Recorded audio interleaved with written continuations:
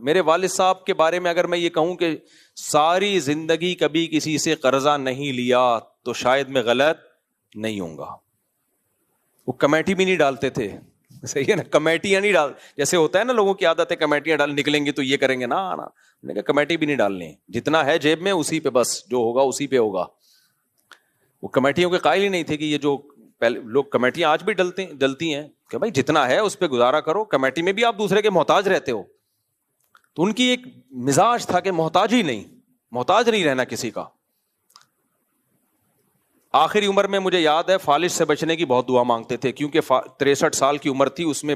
جو ہے نا فالج کا بڑا خطرہ ہوتا ہے نا, تو وہ اس کی بہت پناہ مانگتے تھے, اللہ مجھے فالج سے بچانا. کیوں بچانا, مقصد کیا تھا, بھائی محتاج ہو جائیں گے ایک ایک چیز میں, کھانے پینے میں, تو چلتے پھرتے تھے بالکل فٹ فاٹ. میں مدرسے میں تھا, اطلاع آئی کہ والد صاحب کو فالج کا اٹیک ہوا ہے. تو میں نے کہا یار اب والد صاحب تو اتنی دعا مانگتے تھے اللہ مجھے فالج سے بچانا, تھوڑی دیر میں اطلاع آئی کہ انتقال ہو گیا. تو مجھے لگا کہ اتنا تو کر لیا نا اللہ نے کہ بستر پہ نہیں لٹایا, نماز کے انتظار میں بیٹھے ہوئے تھے عشاء کی جماعت میں, وہیں فالج کا اٹیک ہوا ہے,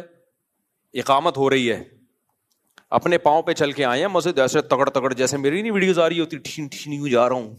ایسے والد صاحب کی بڑی کڑک چال تھی, میری تو ایسی نہیں ہے لیکن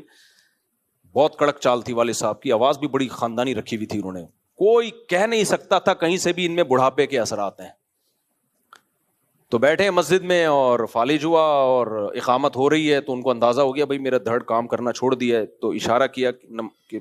لوگوں کو نا کہ آپ لوگ جاؤ,